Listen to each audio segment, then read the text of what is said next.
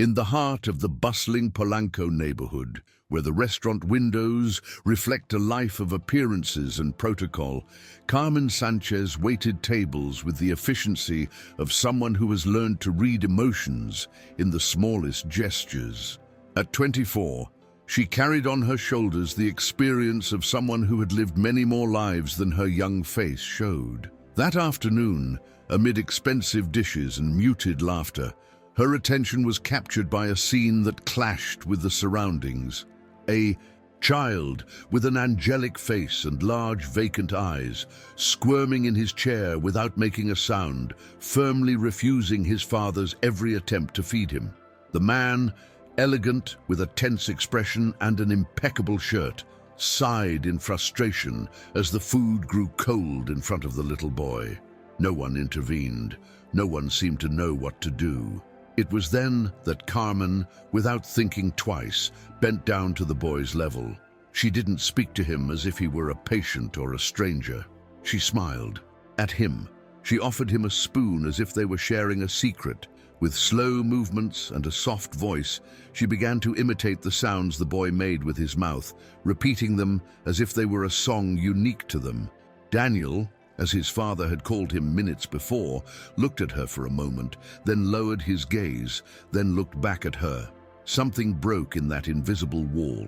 With endearing clumsiness, he picked up the spoon and, for the first time in years, brought it to his mouth. Without any help.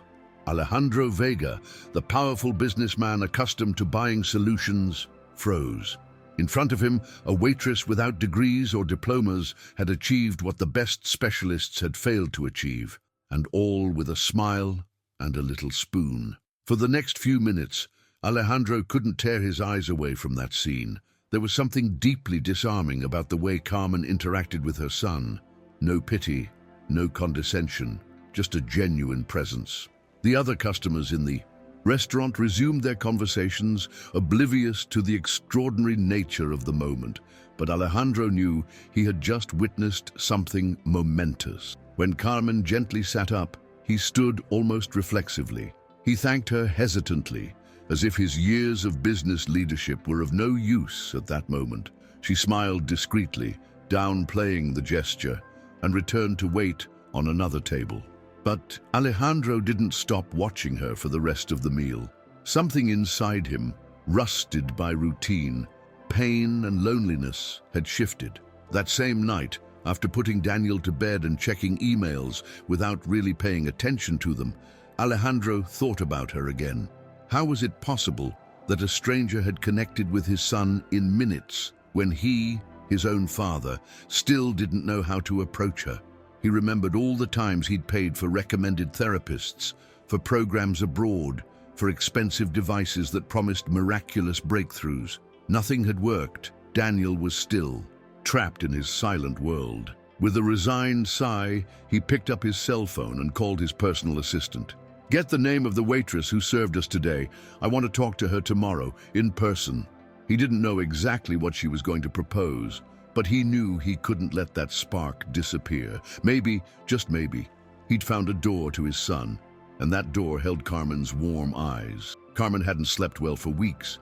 Her shift at the restaurant, though stable, was exhausting.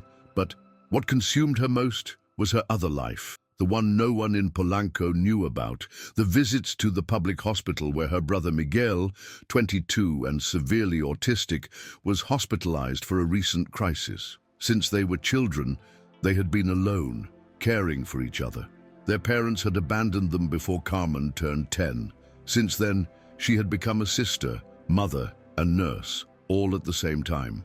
And although she never complained, that night, when she arrived at her small room in Iztapalapa, she collapsed onto the bed with her shoes on, her eyes filling with tears. Not out of sadness, but from the strange relief she had felt looking at the boy from the restaurant.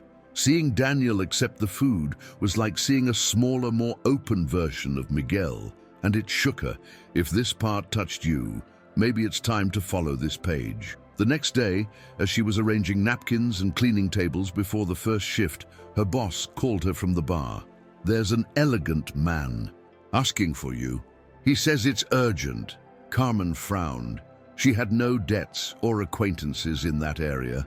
She walked cautiously to the entrance, and there, impeccably dressed in a dark grey suit, Alejandro Vega was waiting for her. "Can we talk for a moment?" he asked politely, but without hesitation. They went to an empty table. Alejandro was direct. He was offering her a job as a therapeutic companion for his son, not as a nanny, not as a traditional caregiver, but as someone capable of building a bridge with Daniel. Carmen blinked, puzzled. "I'm not a professional, sir. It was just a lucky break." But Alejandro insisted, "I've been paying for luck for years and it's never worked out. Until now." Carmen hesitated. She knew she couldn't make an impulsive decision. Working for someone like Alejandro Vega involved a completely different world from her own. However, the image of Daniel eating alone, her brother Miguel in the hospital, and the medical bills piling up in her worn-out purse pushed her to consider the offer. She accepted on one condition, that she could continue working at the restaurant during the nights until she was sure her new job was stable. Alejandro agreed immediately. It wasn't a question of money for him. It was a question of faith. Carmen signed a small temporary contract that same afternoon, without ceremony or lawyers, just a handshake that, for both of them, carried an unexpected weight. As they said goodbye, Alejandro felt a spark of hope he hadn't experienced since his wife's death 3 years earlier. That night, Carmen arrived home with a mixture of excitement and fear. Miguel was sleeping in the narrow bed, covered only by a thin sheet. She approached him, stroked his hair tenderly, and whispered, "Everything will get better, I promise." It wasn't the first promise she'd made, but this time she felt she had a real chance of keeping it. She sat on the floor, her back against the wall, mentally reviewing the details of her encounter with Alejandro. What if she couldn't reconnect with Daniel? What if it had just been a lucky break, as he'd said? She closed her eyes, took a deep breath, and forced herself to remember. She had learned to listen in a way others couldn't. She didn't need degrees or diplomas to recognize the silent language of someone who had also been left out. The first day at the Vega house was like entering another world. Carmen arrived punctually, wearing her best clothes, a simple white blouse and dark pants. But she still felt tiny as she crossed the wrought iron gate. The house was spacious, elegant, decorated with impeccable taste that seemed to scream power from every corner. Waiting for her was a woman with perfectly pulled-back hair and tight lips, Carmela Vega, Alejandro's mother. "So, you're the famous waitress," she remarked, not bothering to hide her skepticism. Carmen responded with a neutral smile. She'd faced worse stares in her life. Alejandro appeared almost immediately, rescuing her from the tension and led her to a bright living room where Daniel was playing alone, moving a toy car in a straight line over and over again. Carmen crouched down, as she had done in the restaurant, and waited. Several minutes passed in silence. She didn't try to force anything. She just stayed there at Daniel's level, allowing him to feel her presence without intruding. Finally, the boy looked up, acknowledged her, and handed her the stroller. Carmen smiled and gently pushed him toward her, initiating a simple but powerful game. Alejandro watched from the doorway, unable to hide his excitement. Carmela, on the other hand, crossed her arms and frowned. "It's just a trick," she murmured to herself, though she couldn't ignore the sparkle in her grandson's eyes. For Carmen, that small exchange wasn't a trick or a coincidence. It was the beginning of something that would be built day after day, with patience, respect, and genuine love. She knew, better than anyone, that true bonds weren't forced, they were offered. The routine with Daniel began to take shape naturally. Carmen arrived every morning, dedicating exclusive time to him, without strict schedules or invasive techniques. She observed his interests, his rhythms, and found in them small opportunities to get closer. She used games, soft songs, and gestures of complicity that seemed to open invisible doors into the boy's inner world. Every small advance, a shared drawing, a whispered word, a fleeting laugh, was celebrated with restrained joy by Alejandro, who was amazed at how simple love achieved more than any costly intervention. Meanwhile, Carmela remained vigilant, mentally noting every step, every mistake, every weakness she could exploit if the time came. One afternoon, while Carmen was picking up the toys scattered in the living room, Carmela called her aside. Her tone was cold, calculated. "I understand you come from difficult circumstances," she began, like someone pointing out a stain on a white tablecloth. "I'm just warning you, we don't tolerate mistakes here, or scandals, or unbridled ambitions." Carmen held the woman's gaze, not flinching. It wasn't the first time someone had tried to define her by her origins. "I'm only here for Daniel," she replied calmly, although inside she felt a pang of rage. Carmela nodded with a forced smile, but her eyes said something else. She saw Carmen as a threat, an intruder, in a world she thought was reserved for her own. Carmen knew it. Wouldn't be easy, but she also knew something Carmela didn't yet understand. Those who act from love possess a strength that fear cannot break. The days passed with a strange mix of invisible tensions and small, everyday miracles. Daniel spontaneously began to seek out Carmen, waiting for her by the window every morning, pointing out things he wanted to share. Alejandro watched these scenes with silent gratitude, afraid of breaking the delicate bubble of connection that, for the first time in years, seemed to envelop his son. In contrast, Carmela redoubled her vigilance. She discreetly investigated Carmen's past, rummaging through papers and old-school records, looking for anything that would confirm her suspicions, that this young woman was not worthy of her last name, nor of her grandson's trust. And finally, she found something. One afternoon, while Carmen was preparing a sensory activity with colored clay for Daniel, she was called to Carmela's office. There, on the dark wooden desk, was an open envelope with documents inside. Medical records, school reports, job references, everything Carmen had tried to shield from prying eyes was laid out before her. "You have a brother in the hospital, don't you?"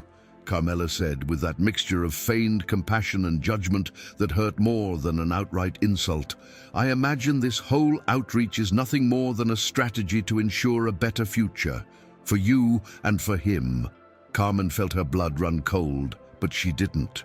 Lower her head. With a firm voice, she replied, "I'm here for Daniel. My brother has nothing to do with this. I don't need to steal anything from anyone to protect the one I love." But she knew the war was just beginning. That night, Carmen returned to her small apartment feeling the weight of the world on her shoulders. She closed the door carefully, as if afraid that even the wind could hear her sadness. Miguel, sitting on the threadbare sofa, looked at her with his eternal expression of confused calm. Carmen knelt in front of him, rested her forehead against his knees, and let the tears flow without shame. She couldn't tell him what was happening, not because Miguel didn't understand, but because her only refuge was his calm smile. After a few minutes, she dried her face, sat up and served him dinner with the same tenderness as always. A part of her knew she had crossed a threshold, that from now on, every step she took would affect not only her life, but her brother's as well, and Carmen wasn't willing to let him down. The next day, when she arrived at the Vega home, the tension was palpable. Carmela greeted her with icy courtesy, and Alejandro, though friendly, seemed distracted, as if sensing something stirring beneath the surface. Carmen decided to focus solely on Daniel. She sat on the floor, as always, and began building a tower of colored blocks. The boy looked at her, hesitated, and then came closer, clumsily adding pieces. Within a few minutes, they were, both laughing quietly each time the tower collapsed. Alejandro, seeing them, put his worries aside for a moment. He came closer and sat on the floor as well, helping to rebuild the structure. It was the first time the three of them had shared something so simple yet so deeply meaningful. In that instant, Carmen understood that despite the threats and traps, genuine love was still their best weapon. This spontaneous complicity didn't go unnoticed by Carmela. From a distance, she watched the scene with a mixture of resentment and something that deep inside was even more disturbing. envy.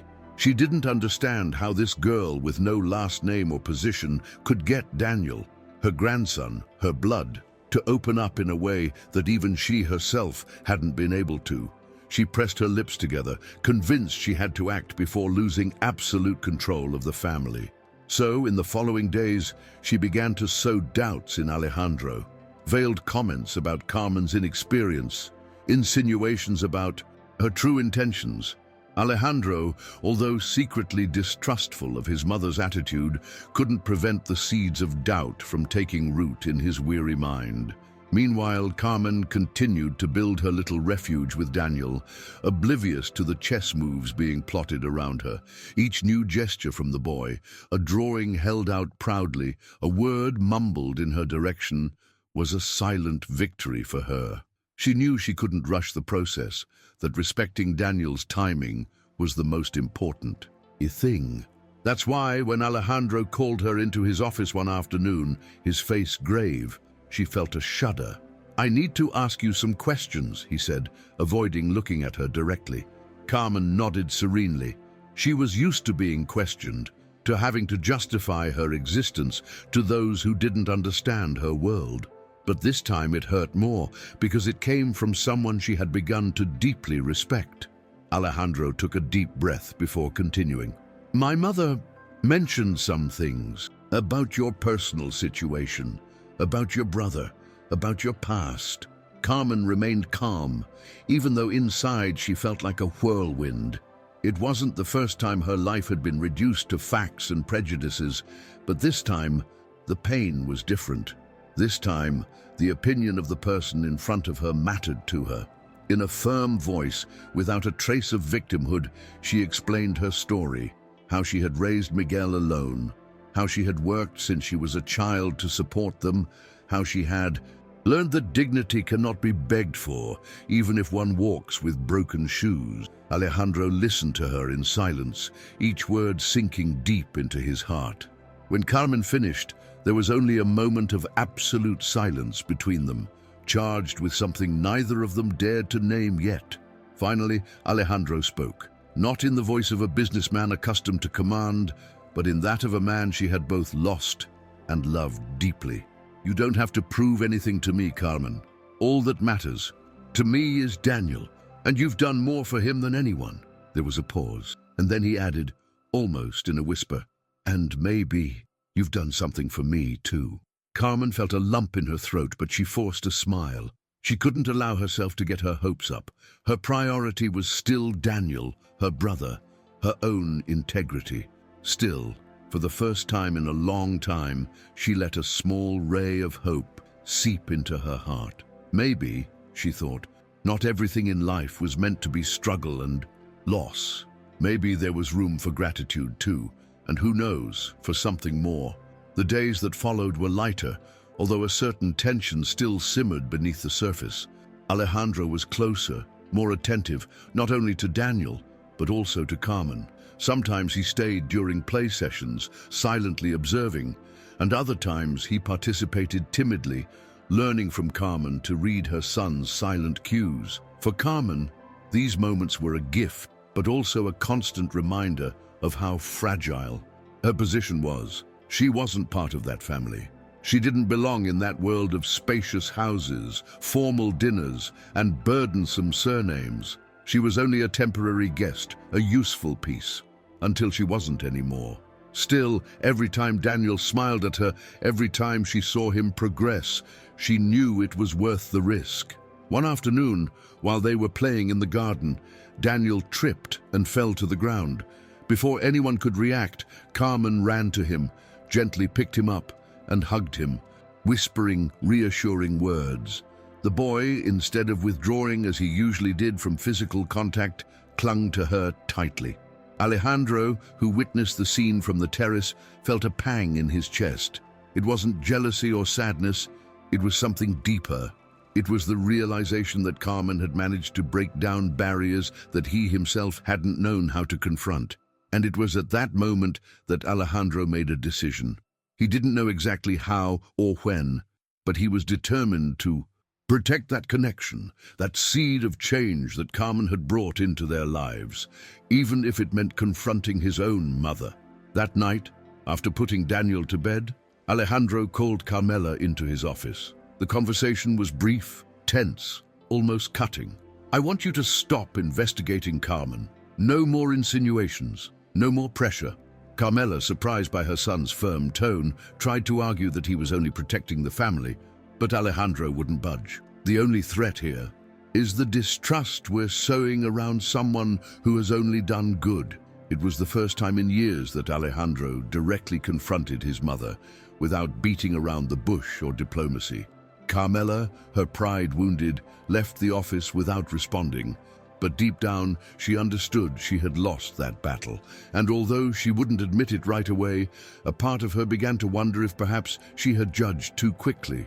Meanwhile, Carmen, oblivious to the argument, finished preparing a simple dinner for Miguel in her small apartment. She felt strangely at peace, as if despite everything, she was building something solid, something that couldn't be easily taken away from her.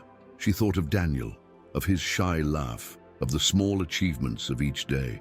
She thought of Alejandro, of his gaze, less and less distant, less filled with pain. And for a moment, she allowed herself to dream.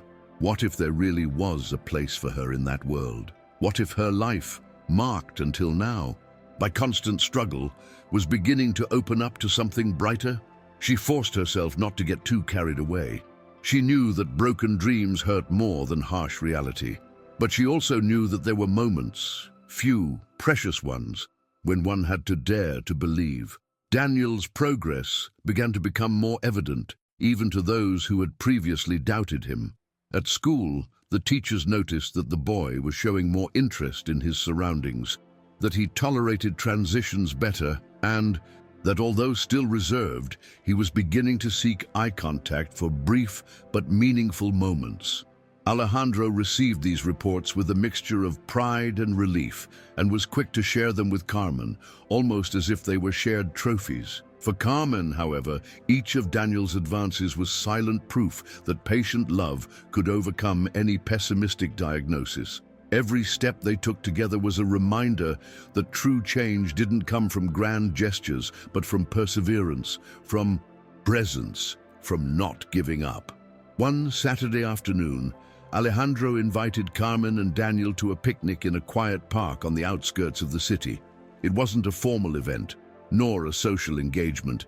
It was simply a sincere invitation to share a moment of normalcy.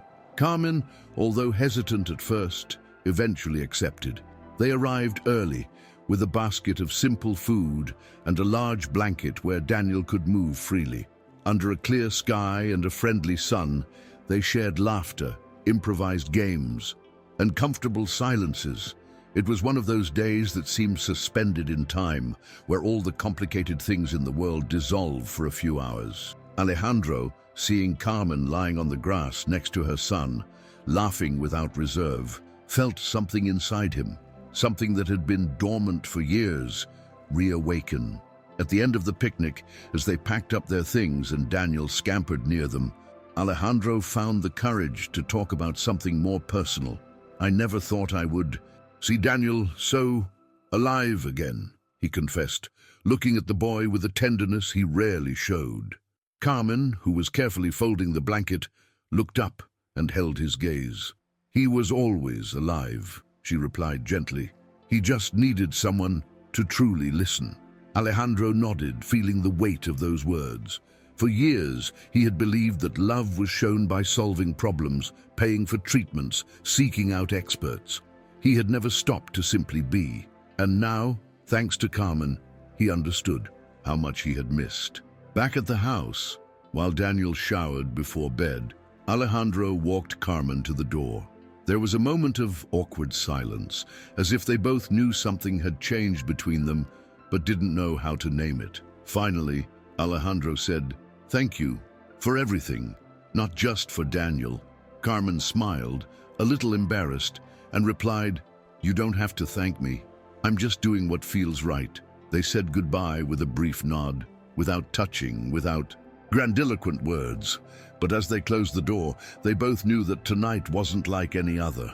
Something had begun to grow between them, something fragile, unexpected, and real. Something that, if they were brave, they could build together. However, life rarely allows good things to flourish unchallenged. Carmela, who had observed the changes with growing distrust, decided to act more directly. One morning, taking advantage of Alejandro's presence at a business meeting, she summoned Carmen to the main hall. Sitting in her favorite chair, a folder of documents on her lap, she offered her a cold deal, a considerable sum of money in exchange for resigning and discreetly removing herself from Daniel and Alejandro's lives. "I'm not accusing you of anything, my dear," she said, with a smile that didn't reach her eyes. "I just think we would all benefit if everyone returned to their places." Carmen listened in silence, her heart pounding in her temples, while a dull anger began to burn in her chest. That afternoon, Carmen visited Miguel in the hospital. She had brought some storybooks and a small radio to play soft music, trying to make the room less cold. As she read to him softly, she felt the anguish that had plagued her all day slowly dissipate. Miguel, with his distracted smile and his obsession with counting the dust motes in the air, was her anchor, her reminder of what truly mattered.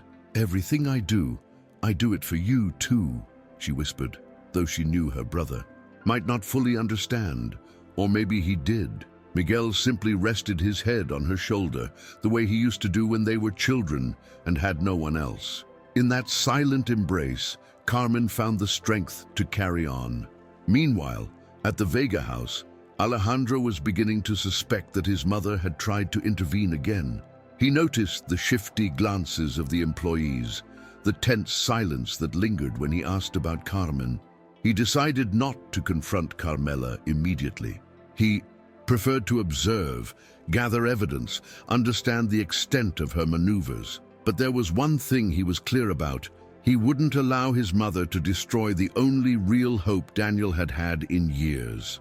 That night, sitting in front of the extinguished fireplace, Alejandro made a crucial decision. If he had to choose between the comfort of his family name or the true well-being of his son, he would choose Daniel. And, in a way he couldn't yet admit out loud, he would also choose Carmen. The following days were marked by a subdued tension in the house. Carmela was cordial but distant, like a dethroned queen who refused to accept her loss of power. Alejandro, for his part, focused more than ever on his son and the small progress they made each day with Carmen's help. Every new word, every gesture of independence from Daniel was like a silent victory, a reaffirmation that they were on the right path. Carmen, although she still felt the hostility in the air, refused to be intimidated. She concentrated on her work, on the small moments of connection that day after day strengthened her bond with Daniel. Every time the boy ran into her arms or sought her gaze to share an emotion, Carmen knew she was exactly where she should be. One Friday afternoon, Alejandro organized a small gathering in the garden to celebrate Daniel's birthday. It was an intimate affair, with only close family members and a few school friends. Carmen was invited, not as an employee, but as part of the boys' close loved ones. She felt honored, although she couldn't help but notice the critical glances of some guests, especially Carmela's relatives, who whispered behind her back. But when she saw Daniel running toward her, a paper crown on his head and a bright smile, everything else faded away. She knelt to hug him, and in that instant she knew that prejudices, intrigues, and veiled threats didn't matter. The only real thing was that love that didn't ask for permission or explanations. As the children played and the adults chatted around the balloon-adorned tables, Alejandro approached Carmen with 2 glasses of lemonade in his hand.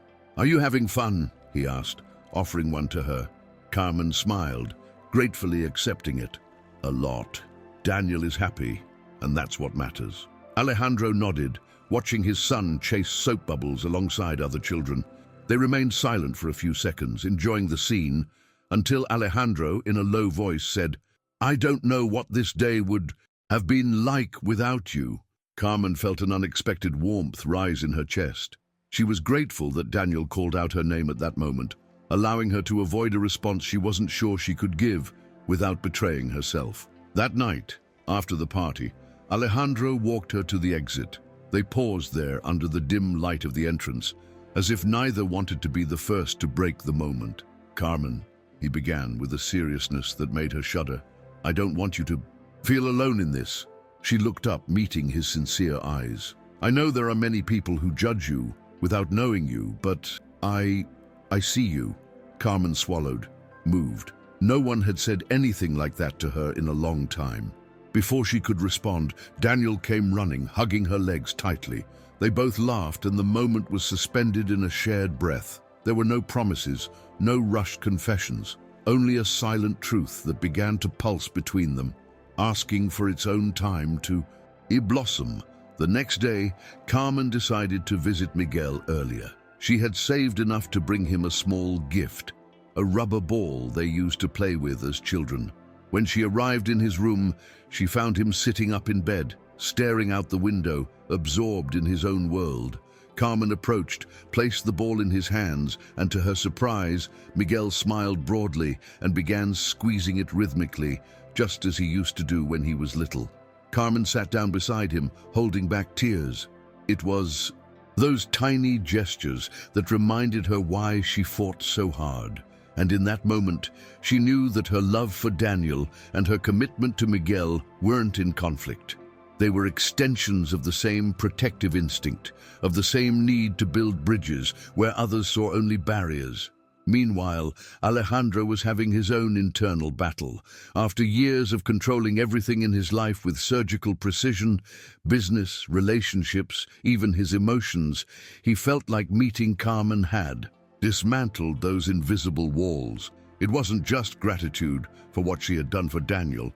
It was something deeper, more dangerous, a vulnerability he hadn't allowed since his wife passed away. And yet, far from frightening him, that vulnerability gave him life. That afternoon, while reviewing some contracts in his office, he found his mind wandering to Carmen, her contained laughter, her steady gaze, her way of crouching down to Daniel's level as if time had stopped. He smiled to himself, closed the folder without finishing reading it, and understood that some important decisions in life weren't made with the head. They were made with the heart. The following weeks further strengthened the bond between Carmen and Daniel.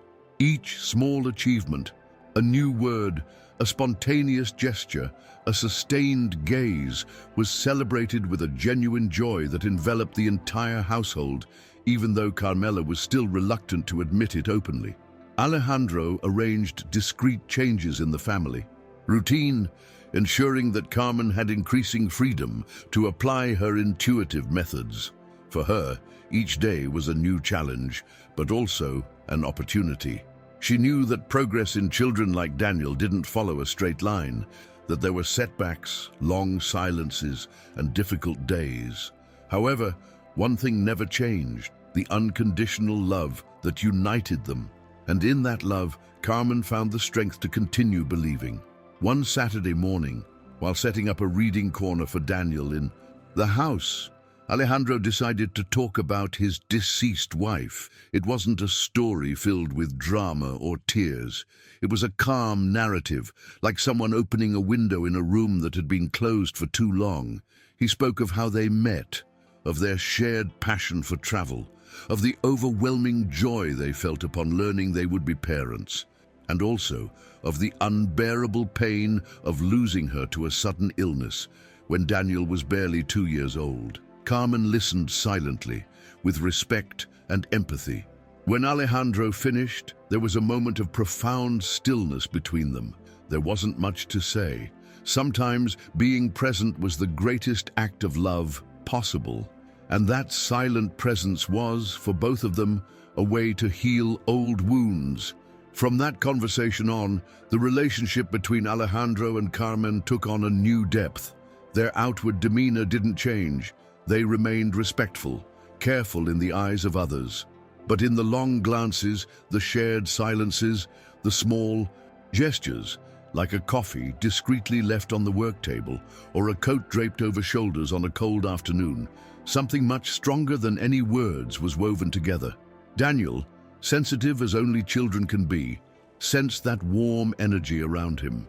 He seemed more relaxed, more willing to explore the world, as if the love among the people around him gave him permission to be himself. Carmela, although she continued to resist this transformation, began to notice changes she could no longer deny. Daniel, who had previously avoided family gatherings, now timidly approached his cousins. He tolerated noises, changes of scenery, and even accepted brief hugs from people close to him. Every small step forward was a silent slap in the face to her prejudices. One afternoon, after watching her grandson interact happily at a family meal, Carmela locked herself in her room and, for the first time in many years, cried. They weren't tears of defeat or rage. They were tears of confusion, of a heart that was beginning against her will to soften. Perhaps deep down, she was beginning to sense that there was more strength in tenderness than in control. Meanwhile, Carmen remained faithful to her silent commitment to always put Daniel at the center of everything. She never sought to earn a place in the Vega family or to gain forced sympathy. Her only priority was to accompany that luminous child on his own path of discovery. That genuine humility did not go unnoticed by Alejandro. With each passing day, he found in Carmen not only the guidance Daniel needed, but the companion his wounded heart secretly longed for. However, he respected her rhythm, her space, her prudence. He knew that whatever emerged between them had to be as authentic as everything she had sown in his life. One cloudy afternoon, when a storm threatened to break over the city, Daniel was frightened by the sound of thunder. He instinctively ran to Carmen, seeking refuge in her arms. She calmly hugged him, stroking his hair until his body's trembling subsided. Alejandro witnessed the scene from the doorway, deeply moved. In that moment, he understood that Carmen had not only restored laughter to his son, she had also restored life to his home. He promised himself that he would do everything possible to avoid losing her, that he would fight, if necessary, against old fears and absurd conventions, because he had found something more valuable than success, control, or prestige. He had found true love. A few days later, Alejandro decided to take things a step further. He organized a quiet dinner at home, just for the three of them, Daniel, Carmen, and himself. He personally prepared a simple menu, pasta, salad, and a chocolate cake, and decorated the dining room with discreet candles and fresh flowers. It wasn't a formal date, nor a traditional family gathering. It was an intimate gesture, an invitation to share not only a meal, but also a hope. Carmen, upon arriving and seeing the scene, felt bewildered, excited, and fearful all at the same time. She wasn't used to someone preparing something for her. For years, she had been on the other side, waiting tables, attending to other people's needs. That night, without realizing it, Alejandro was offering her much more than a dinner. He was offering her a place in his life. The evening passed in an atmosphere of calm and gentle smiles. Daniel, between bites, made small comments that drew genuine laughter from the adults. Alejandro and Carmen often glanced at each other, sharing silences that spoke volumes. At the end of the night, when Carmen got up to help clean up, Alejandro stopped her with a gesture. "Leave it. Tonight is for you to rest too." Visibly moved, she allowed herself to be swept away by this small act of care, like someone who, after a long journey, finds an unexpected refuge. It was a simple evening, without grand declarations or bombastic promises. But in the simplicity of that encounter, they both knew that something important had been planted, something that would grow if they could protect it from fear and mistrust. The days following that dinner were charged with a different energy. Carmen felt a quiet warmth every time she recalled the evening, every time Alejandro's eyes sought hers upon entering a room. It wasn't anxiety or confusion. It was a feeling of home, of unexpected belonging. She tried hard not to get too carried away, reminding herself that her priority was Daniel. But it was impossible to deny that something inside her was beginning to soften, to dream in corners she had kept closed for years. Miguel, who captured his sister's mood swings better than anyone, also seemed calmer, as if he somehow sensed that Carmen was finding her own place in the world. Have you ever felt something like this? Tell us in the comments. One Wednesday afternoon, after a particularly good play session with Daniel, Alejandro approached Carmen as she was putting away her materials. He looked at her with a mixture of tenderness and determination. "Carmen, there's something I want to propose to you, but I don't want to pressure you." She looked at him, alert but unafraid. Alejandro took a breath before speaking. "I'm thinking of creating a small therapeutic center, a place where children like Daniel can receive respectful support, like the kind you provide. And I want you to be the one to run it." Carmen opened her eyes in surprise. It wasn't just a job offer. It was a declaration of absolute trust, a recognition of her worth, of her unique way of healing. She felt a lump in her throat, but managed to smile. She didn't respond immediately. She knew that this decision, like everything important in her life, had to be made with the deepest honesty. That night in her small apartment, Carmen mentally wrote and rewrote her response. It wasn't just a matter of accepting a job. It was a life change, a commitment to a future she had never allowed herself to imagine. She thought of Miguel, of all the children like him and Daniel who deserved to be seen, respected, and loved in their uniqueness. She also thought of her own fear, of the possibility of failure, of the inner voice that for years had told her that she didn't belong in big worlds or ambitious dreams. And finally, she thought of everything she had achieved through courage and genuine love. That night, Carmen understood that it wasn't fear that should guide her steps, but hope. The next day, she arrived early at the Vega home. Daniel greeted her by running, throwing himself into her arms as if he sensed something important was about to happen. Alejandro watched them from the end of the hallway, his hands in his pockets and his heart pounding. When Carmen approached him, he didn't need many words. "I accept," he said, with a serene but powerful smile. "I want to do it, not just for Daniel or other children, for me too." Alejandro didn't hide his joy. There was a moment when it seemed he was going to hug her, but he held back, respecting the space he had always defended between them. Even so, they both knew that something crucial had changed. They were no longer two people crossed by chance. They were partners on the same mission, in the same dream. The announcement of the therapeutic center's creation was greeted with enthusiasm in some circles and with skepticism in others. Some questioned Carmen's lack of academic training, while others, especially parents of neurodivergent children, celebrated the initiative as a new hope. Alejandro, steadfast in his decision, publicly supported Carmen at every meeting and in every discreet interview she arranged to present the project. For him, real experience, genuine empathy, and visible results outweighed any diploma on the wall. Carmen, although overwhelmed at first, threw herself into the work with the same passion and care she had put into her relationship with Daniel. Every detail, the colors of the rooms, the sensory materials, the way each child was welcomed, was thought out so that each child felt respected and free. On the day of the center's inauguration, Carmen woke up with her heart overflowing with emotion. She couldn't believe it was all real. A space where diversity wouldn't be seen as a problem to be fixed, but as a treasure to be embraced. Miguel, still fragile but improving, was there, sitting in the front row next to Daniel and Alejandro. His brother's presence gave Carmen the strength she needed to step onto the small stage and say a few words. It wasn't an elaborate speech or one filled with grand promises. She spoke from the heart, about the importance of looking beyond labels, of listening to the silences, of loving unconditionally. When she finished, there was a brief silence filled with suppressed emotion, followed by warm, heartfelt applause that filled the room like a blessing.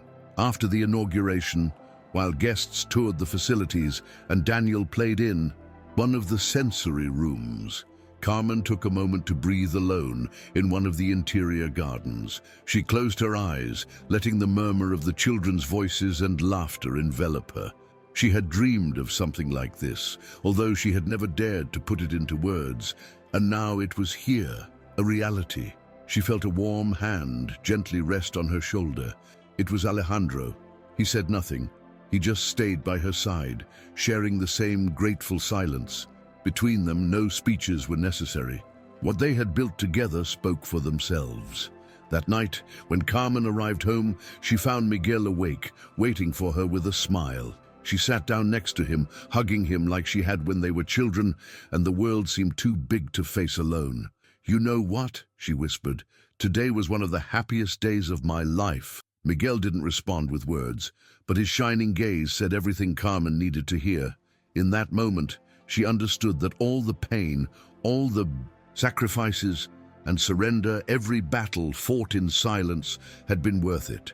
Because true success lay not in recognition or applause, but in building a place in the world where she and those she loved could simply be who they were, without fear. In the weeks that followed, the therapy center came alive. Children of different ages arrived, each with their own inner universe, and Carmen welcomed them all as if they were extensions of her own family. Every small step forward, an unexpected babble, a shared laugh, a clumsily colored drawing, was celebrated as a collective triumph. Alejandro, although still running his business, set aside more and more time to get involved at the center, participating in activities, learning from Carmen, and discovering a side of himself that had remained dormant for too long. For both of them, working together was much more than a social endeavor. It was an act of love and reconstruction.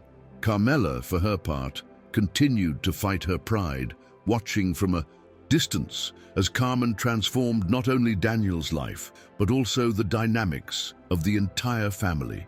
She struggled to accept that the young woman she had once despised was now the heart of her grandson, her son, and in a way, her own. Finally, one afternoon, summoning a courage she didn't think she possessed, she approached Carmen in the center's garden. She stood before her for a few seconds, not knowing how to begin. Finally, she lowered her gaze and said, almost in a whisper, "I was wrong about you, and I'm sorry." Carmen, surprised, didn't respond immediately, but in her calm smile, there was a forgiveness that didn't need to be spoken, because she had learned that some battles weren't won with confrontations, but with persevering love. From that moment on, the relationship between Carmen and Carmela began, little by little, to change. They didn't become confidants overnight, but mutual respect began to replace distrust. Carmela, in her long silences and awkward gestures, tried to show that she was willing to learn, to heal her own invisible wounds as well. Carmen, for her part, offered him small spaces of closeness without demanding anything, understanding that some transformations take time, patience, and humility. Daniel, sensitive as he was, picked up on the change in atmosphere, and his behavior also evolved. He was more cheerful, more open, as if the love flowing around him gave him wings. One Sunday afternoon, while they were organizing a group activity at the center, Alejandro approached Carmen with a serious but tender expression. He led her to a secluded corner of the garden, where the trees formed a small, natural refuge. There, away from prying eyes, Alejandro took her hands in his. "Carmen," he began, his voice slightly trembling, "I don't want to imagine my life without you, without your laughter, your strength, your way of seeing the world." She looked at him, feeling her heart beating so hard she could barely breathe. "I know we've built all this together for Daniel, but I also know that what I feel for you goes beyond any project, any commitment." There was a pause, and then, with a shy smile, Alejandro added, "Will you stay with me? Not just as part of the center, but as part of my life." Carmen felt the world stop for a moment. It wasn't a dream proposal. It wasn't a fairy tale. It was real, imperfect, human. It was a broken man who had learned to love again and who now offered her not a castle, but a home built on respect, admiration, and tenderness. Her eyes shining with emotion, she nodded slowly. "Yes, Alejandro, I'm staying, not out of fear of leaving, but out of the joy of being." No more words were needed. Alejandro hugged her with infinite tenderness, like someone who knows they are holding something irreplaceable in their arms. From a corner of the garden, Daniel watched them, oblivious to the magnitude of the moment, but smiling as if, somehow, he understood that something very good had just begun. The news of their engagement, although handled discreetly, quickly spread through their inner circles. Some reacted with genuine joy, others with quiet reservations. But neither Carmen nor Alejandro allowed themselves to be affected. They knew their union didn't need anyone else's approval. It was about them, their story, their chosen family. In the months that followed, they worked together to consolidate both the center and their relationship. Miguel also found a place in this new home, naturally, integrated into a dynamic where every difference was celebrated, not hidden. And so, brick by brick, they built a life that wasn't perfect or free of difficulties, but was anchored in what was most important: real love, the kind that heals, the kind that transforms, the kind that is chosen every day. The day of their small civil wedding was the opposite of a luxurious ceremony, intimate, simple, and filled with genuine emotions. Only a few people attended: Daniel, Miguel, Carmela, who, although still struggling with her pride, attended with a discreet smile, and some children from the center and their families. Carmen wore a simple white dress she had bought months in advance, thinking more about comfort than ostentation. Alejandro, wearing a light-colored suit and no tie, didn't take his eyes off her throughout the ceremony, as if he wanted to memorize every second of it forever. When they exchanged impromptu vows, more than promises, they gave each other certainties. They would continue walking together, facing the storms and celebrating every ray of sunshine. After the ceremony, they held a small luncheon in the center's garden, decorated with garlands made by the children themselves. Daniel, with his glittery paper crown, became the life of the party, sharing hugs and laughter with the guests. Miguel, sitting next to Carmen and Alejandro, held his plate with firm hands, more serene than ever. Carmen looked around her, her heart overflowing with gratitude. She would never have imagined that her life, woven with absences and challenges, could be transformed into something so full of love. And deep down, she understood that the true miracle hadn't been finding a new home, but having allowed herself, for the first time, to build one of her own, step by step, with her own hands. Life after the wedding wasn't a perfect fairy tale, and Carmen knew this better than anyone. There were difficult days, unexpected meltdowns for Daniel, painful memories that haunted Miguel, tension at work, accumulated fatigue.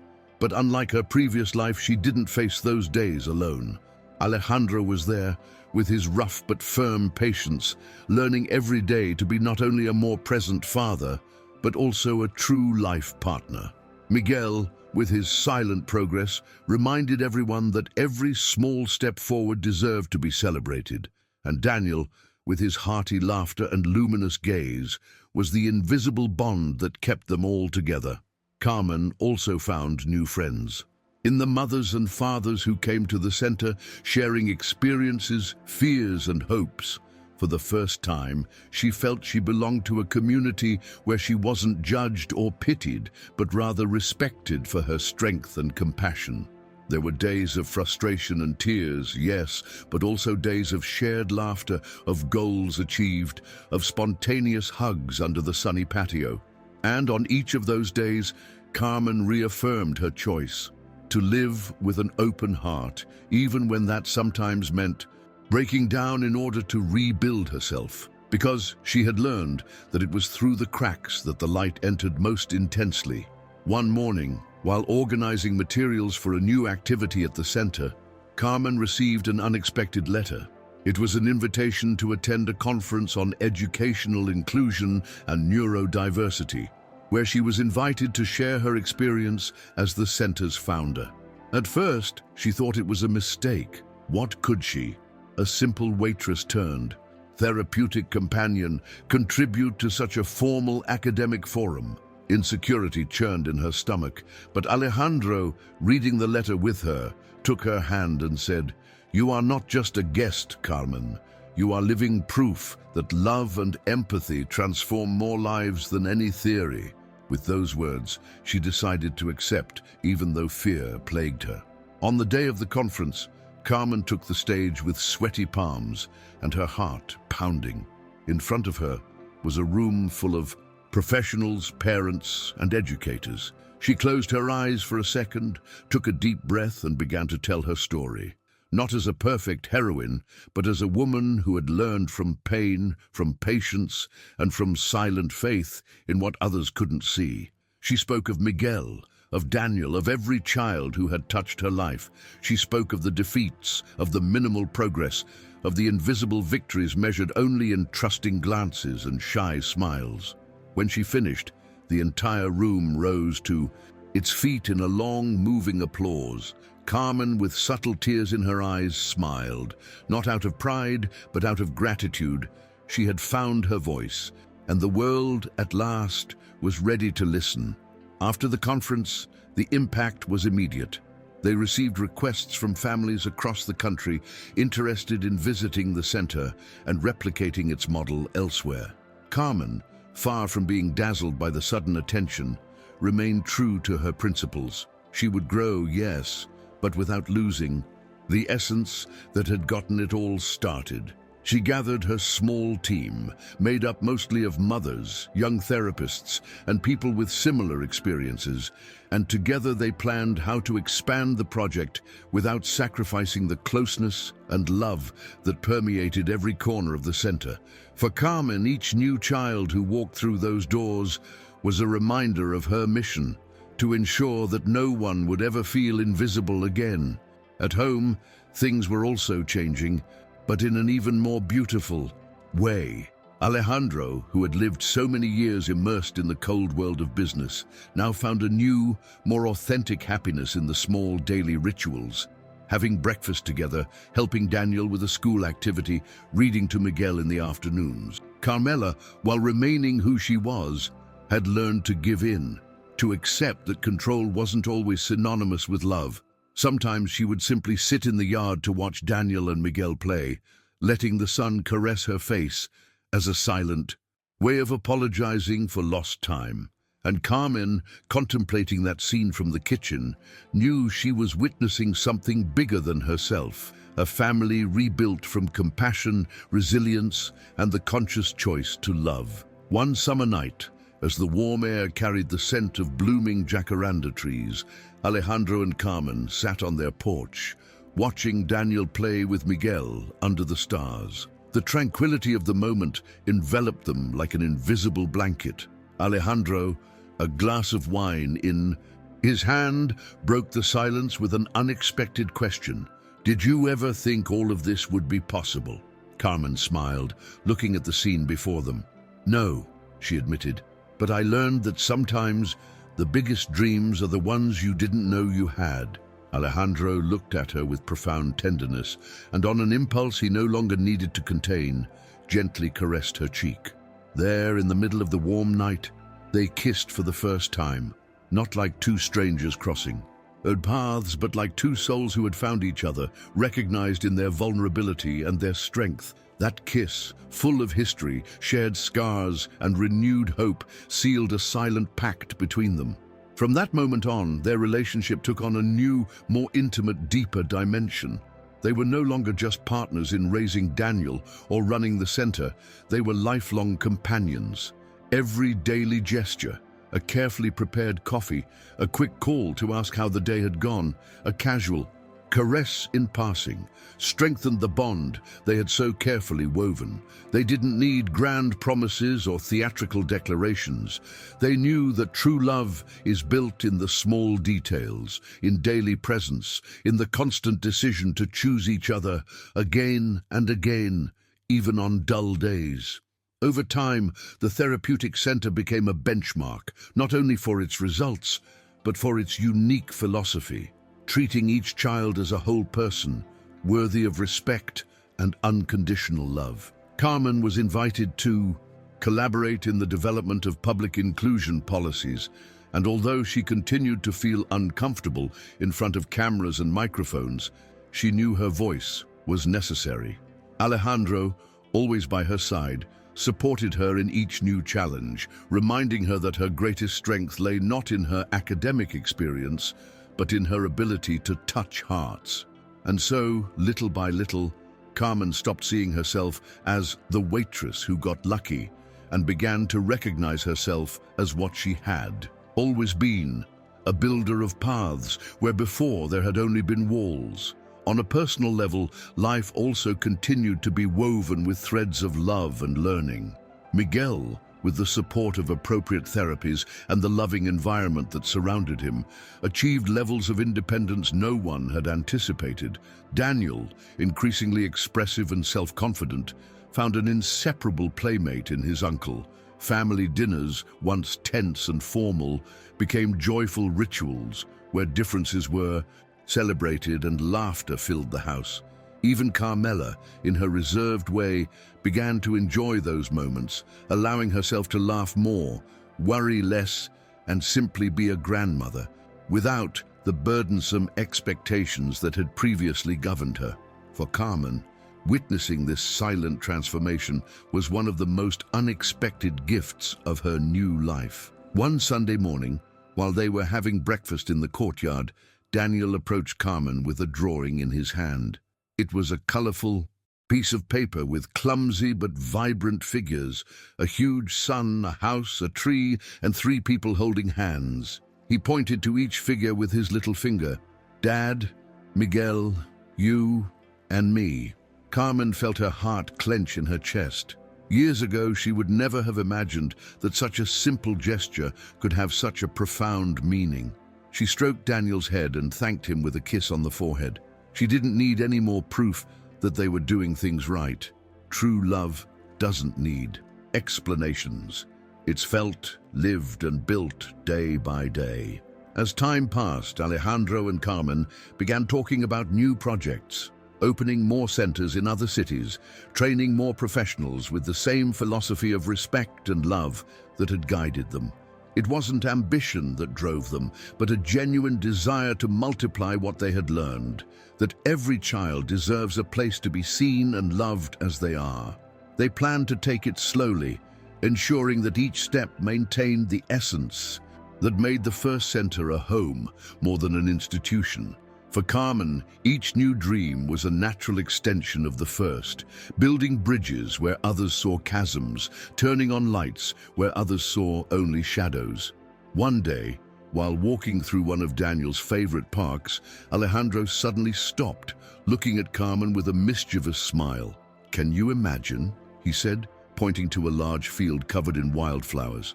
"A second center here, and maybe, later on, a bigger house for all of us." Carmen laughed, letting the breeze ruffle her hair. She didn't need grand promises to feel happy, but the idea of continuing to build dreams together, step by step, filled her soul with gratitude. They embraced in the middle of the field, under an immense clear sky, feeling that the future, although uncertain, was full of beautiful possibilities. At night, back home, Alejandro held Carmen's hand while Miguel and Daniel slept. "Whatever comes, hardships, changes, new stages, I want us to face it together, always with you."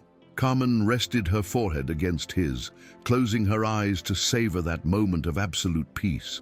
There were no guarantees in life. She knew that better than anyone. But she also knew, with a profound certainty, that everything that truly mattered was already there: love, family, purpose. She smiled against his skin and replied in a whisper laden with truth, "Always with you, Alejandro, always choosing us, every day." Months passed, and with them, new challenges arose. Some children at the center presented more complex needs, others required different support than initially anticipated. Carmen, far from being discouraged, saw in each case an opportunity to learn, to innovate, to continue growing. She formed alliances with specialized therapists, organized workshops for parents, and above all, she continued to listen to each family with the same humility with which she had begun. She knew she didn't have all the answers, but there was one thing she never lacked: the willingness to walk alongside each child and their family without haste, without judgment, with absolute respect. Meanwhile, Alejandro was also facing changes in his business life. He decided to reduce his stake in some of his companies to devote more time to his family and the downtown project. Many of his partners didn't understand his decision, but he no longer cared so much about the opinions of the corporate world. He had discovered that his greatest wealth lay not in his bank accounts, but in the hugs at the end of the day, in the messy dinners where Daniel and Miguel argued amid laughter, in the quiet nights spent with Carmen planning a future that, although uncertain, was deeply authentic. For Alejandro, the true achievement had been recovering his ability to love and be loved. One autumn afternoon, Carmen received an invitation to give a talk at a prestigious university. They wanted her to talk about her inclusion model and her life experience. Although she felt flattered, she was also overcome with an old fear. The fear of not being up to par, of not being academic enough for that kind of environment. But Alejandro, with the serenity he had learned alongside her, encouraged her. "They don't want to hear theories, Carmen. They want to hear the truth, and you are the most authentic person I know." With those words as a shield, she accepted the invitation, determined to speak not from books, but from her heart, as she always had. And the day of the talk, Carmen took the stage with a firm but humble stride. She told her story without embellishment: her difficult childhood, her struggle to care for Miguel, her unexpected encounter with Daniel, and everything she had learned while supporting those whom the world used to exclude. She didn't speak as an expert on neurodiversity, but as a witness to the beauty that exists in differences. At the end, the ovation was so intense that Carmen couldn't help but cry, this time without shame. She understood that her place in the world didn't depend on titles or external validation. Her story, her love, her resilience were in themselves her most powerful calling card. After that talk, the therapy center received even more attention. New collaboration proposals poured in, invitations to participate in teacher training programs, and donations from people who believed in its mission. But Carmen, true to her core, remained steadfast in her purpose: to grow, yes, but without losing the closeness that had made the project unique. She personally supervised each new step, ensuring that no child, no family felt like just another number. For her, every story counted, every smile was an achievement, every small step forward deserved to be celebrated as a great victory. In her personal life, happiness was expressed in everyday gestures, in Daniel's tight hugs, in the jokes Miguel timidly began to rehearse, in the nightly conversations with Alejandro, where they dreamed together about the future. Carmen had learned that happiness didn't arrive suddenly in great bursts of joy, but was built slowly, in layers, like a blanket woven with threads of love, patience, and forgiveness. Each day was a conscious choice to keep believing, to keep building, to keep loving. And although there were still moments of fear and tiredness, she now knew she didn't have to face them alone. Now she had a home. And within that home, she also had a purpose that illuminated everything else. One spring morning, as they walked together downtown, Alejandro suddenly stopped in the middle of the sidewalk. Carmen looked at him, intrigued. He took a small box from his pocket and, opening it, revealed a simple ring, unadorned, but with a tiny inscription: "Our home, our choice." Without making an elaborate speech, he asked her, "Will you marry me, formally, in front of those who have seen us build this life?" Carmen, her eyes filling with tears of emotion, nodded. They didn't need titles to feel united, but they knew that sealing their commitment before the community they had created would be an act of shared love, a testament to the fact that true dreams are built step by step from the simplest of beginnings. The ceremony was held in the center's own garden, adorned by the children and families who were already part of their story. There were no luxuries or grand formalities, but there was a palpable emotion in the air. Miguel carried the wedding rings, smiling with a shy pride that brought tears to Carmen's eyes. Daniel, dressed in a blue shirt and a twisted bow, carried the flowers. When they exchanged vows, Carmen and Alejandro didn't promise perfection or the absence of difficulties. They promised presence, respect, laughter, and patience. They promised to choose each other every day, even on the cloudiest days. And when they exchanged the kiss that sealed their union, under a clear sky and the children's laughter, Carmen knew, without a doubt, that their entire journey, with all its pitfalls and detours, had been worth it to get to this moment. After the wedding, life went on as usual, but with a newfound serenity. Carmen and Alejandro dedicated themselves not only to strengthening the therapeutic center, but also to enjoying every little detail of their family life. Breakfasts outdoors, afternoons of board games, impromptu story nights. Miguel, increasingly confident in his abilities, began helping with simple tasks around the center, which filled Carmen with silent pride. Daniel, more sociable and curious, not only progressed in his communication, but also taught everyone to see the world through a more honest, freer lens. One evening, as they arranged books in the living room after a particularly long day, Alejandro looked at Carmen and said, "Do you realize what we've built?" She smiled, stroking the spine of an old book. "Yes," she replied. "We built a home where before there was only fear.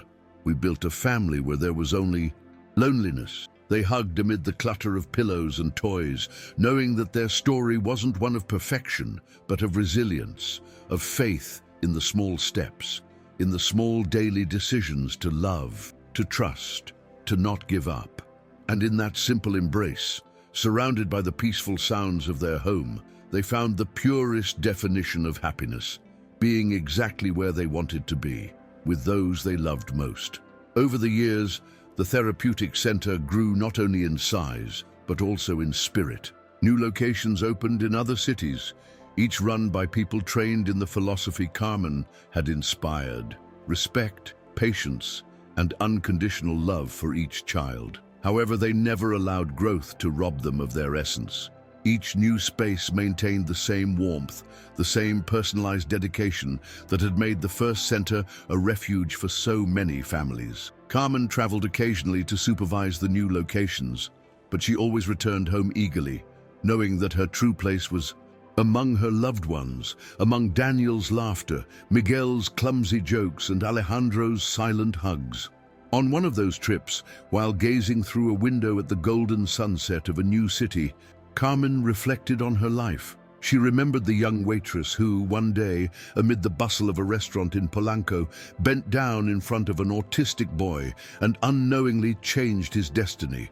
She remembered the nights of silent tears with Miguel, the fears, the defeats, the times she thought she wouldn't make it, and, with a serene smile, she understood that every step, even the most painful, had brought her here, to that life full of meaning, of love sown with open hands, to that home built not by chance, but by choice and daily courage. Back home, Daniel ran to greet her at the door, followed by Miguel, who was carrying a newly drawn picture for her. Alejandro, waiting for her with a calm smile, hugged her as soon as she crossed the threshold. No words were necessary. In that simple encounter, Carmen felt the warmth of everything she had built. That night, after dinner together and putting the children to bed, they sat on the porch, as they had so often, gazing at the stars. Alejandro, taking her hand, whispered, "Thank you for teaching us all to see life differently." Carmen smiled, leaning on his shoulder, knowing the gratitude was mutual, that they had all learned together, healed together, loved together. Over time, Carmen also began training new generations of therapeutic companions, Every workshop she taught, every story she shared, bore the imprint of her own journey. She taught them not just techniques, but a way of seeing others, a way of being present. She spoke to them about Miguel, about Daniel, about every child whose life had been transformed without the need for grandiloquent words. And in every young face she listened to attentively, Carmen saw a spark of the future, a promise that her legacy would continue to grow far beyond her. Her story, that of an anonymous waitress turned beacon of hope, was now a seed in many other hands, willing to change the world, one act of love at a time. One morning, while organizing materials for a new workshop, Carmen found an old photograph tucked away among books. It was her as a young woman, waiting tables at that restaurant in Polanco. She stared at it for a long time, moved. She didn't feel shame or sadness. She felt pride. That young woman, with her simple uniform and tired smile, had had the courage to reach out when no one expected it. That young woman had planted the first seed of everything that flourished around her today. She kept the photo in her purse as a reminder of her roots, of her silent strength, of the certainty that small acts of love can change lives forever. That afternoon, in a group session with new parents at the center, Carmen shared her story again. She did so without drama, with a warm, natural way that made each word reach straight to the heart. She spoke of her doubts, her fears, but also of the beauty of seeing those the world underestimated flourish. At the end, a young mother approached her, tears in her eyes, and said, "You give us hope. You make us believe that our children too can have a place in the world." Carmen hugged her tenderly, knowing that this was, and always would be, her mission: to sow hope where others saw limits, to build homes where before there was only loneliness. Over the years, Carmen became a beloved and respected figure in her community. But for her, recognition and praise were never the goal.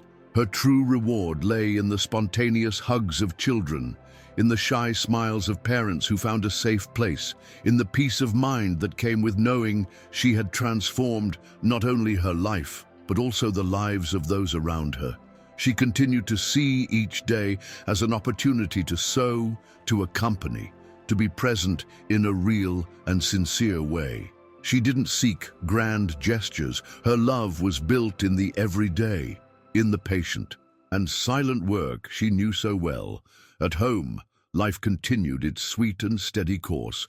Daniel grew increasingly curious and expressive, developing interests that filled the entire family with pride. Miguel, with the right guidance, managed to work on simple tasks within the center, earning the respect and affection of everyone. Alejandro and Carmen, united by complicity and mature love, continued to build dreams together, slowly but surely. Some nights, sitting under the starry sky, they reminisced about the paths they had traveled, the battles fought and won, the wounds that, instead of weakening them, had strengthened their bond. And in those shared silences, they understood that the true miracle hadn't been changing the world, but rather changing themselves through love. One winter, the center celebrated its 10th anniversary. They organized a simple but moving celebration, inviting all the families who had ever passed through its doors. Seeing so many children, now teenagers, and young adults gathered together, smiling, sharing their achievements, was for Carmen confirmation that all the effort had been worth it. She couldn't help but be moved by the sight of Daniel, now a confident young man, helping the little ones join in the games. Alejandro, at her side, squeezed her hand affectionately, as if saying wordlessly, "Look at all you've sown." That night, when they got home, they found an envelope in the living room, decorated with drawings made by the children. Inside, a letter signed by all the children that read, "Thank you for seeing us when others couldn't. Thank you for believing in us." Carmen read the words slowly, feeling them etched in her heart. She kept the letter in her most precious place, next to the old photograph of the restaurant, because on those simple pieces of paper was the entire story of her life. A story of silent love, of constant struggles, of invisible victories that, nevertheless, had changed the world for so many, child by child, hug by hug.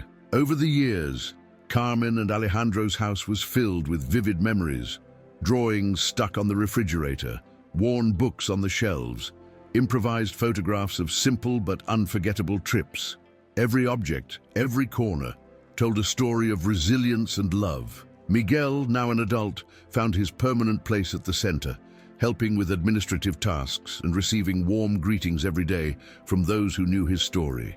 For Carmen, seeing him walk through the halls with dignity and joy was a silent reward, a testament that so much silent struggle had never been in vain. Daniel, for his part, grew into a brilliant young man with interests in art and technology.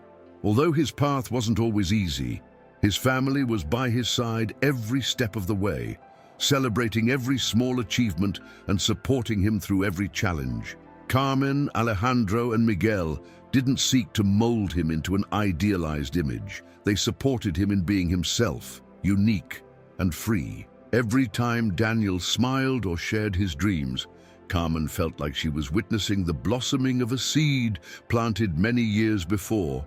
On that simple day, amid the bustle of a restaurant, when it all began with a smile and a lovingly offered spoon. One day, while sorting papers in her small office downtown, Carmen found a letter addressed to her.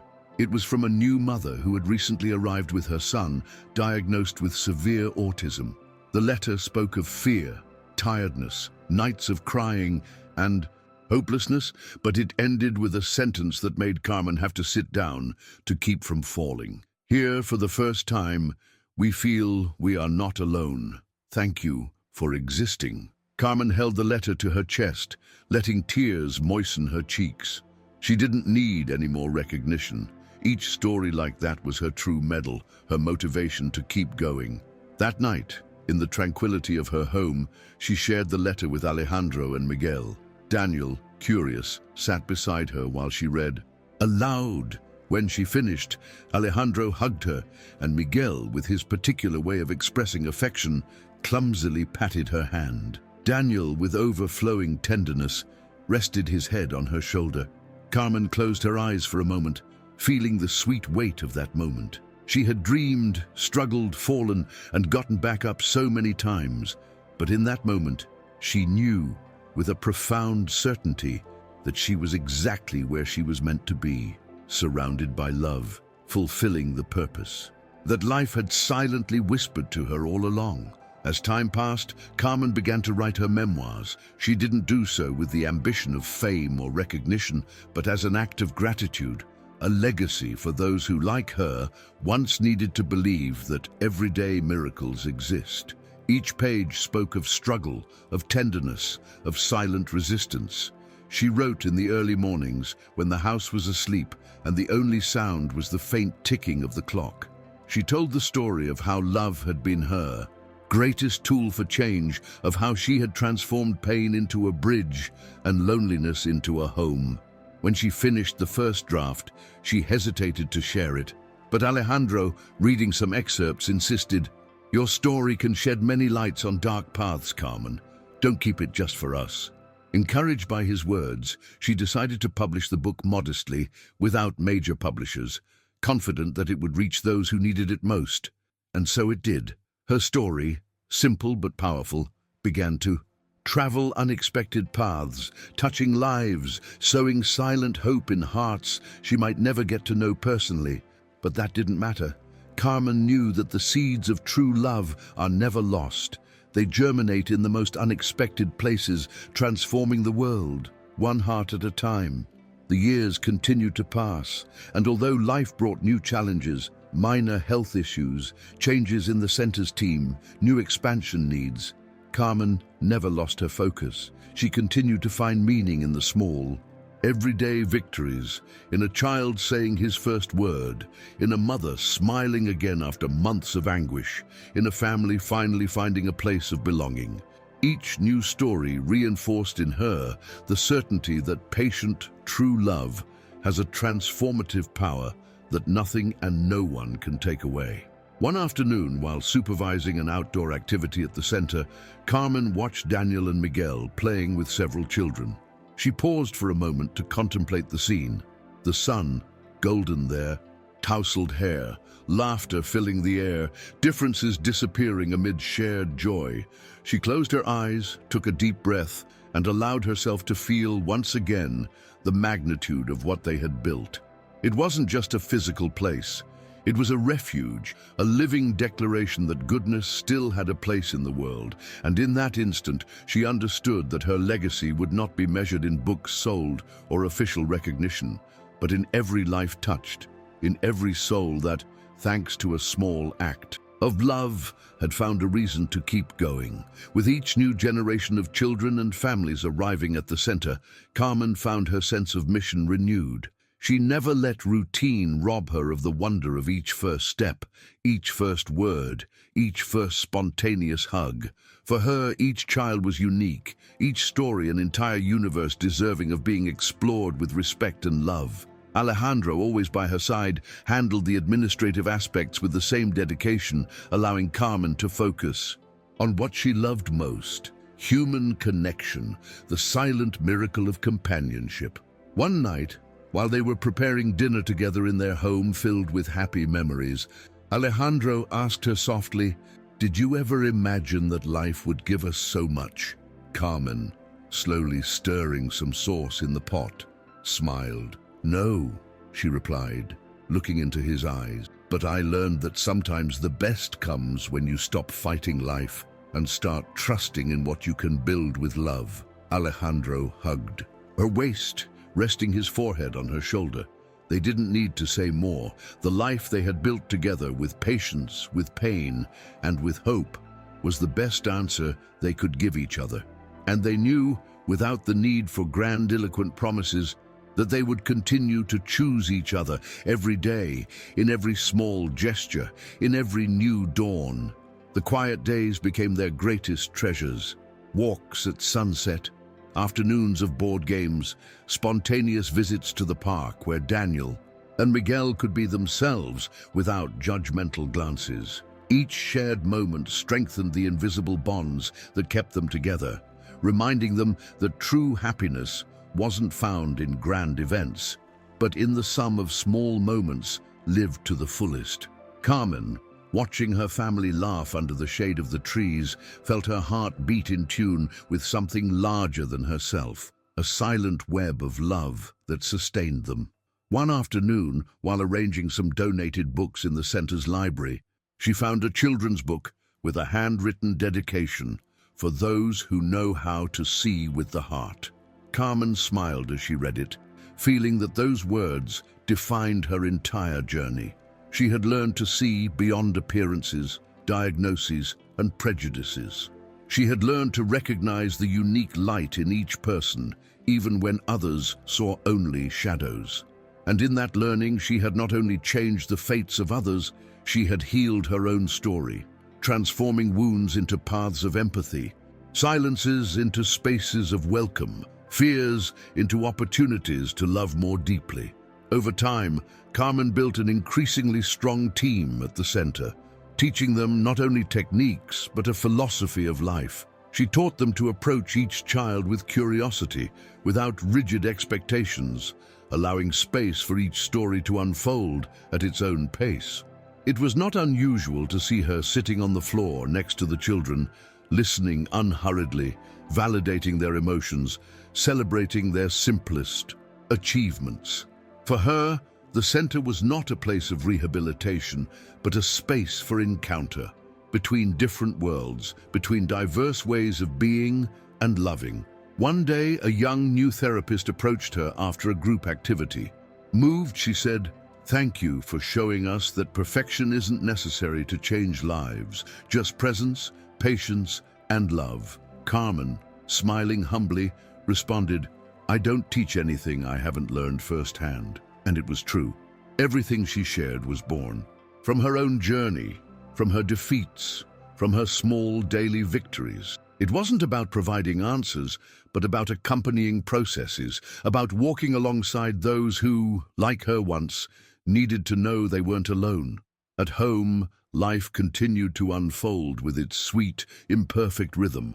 Miguel found an unexpected passion in gardening and converted part of the backyard into a small vegetable garden, which he carefully tended. Daniel, passionate about technology, began creating school projects that amazed everyone, always accompanied by the unconditional encouragement of his family.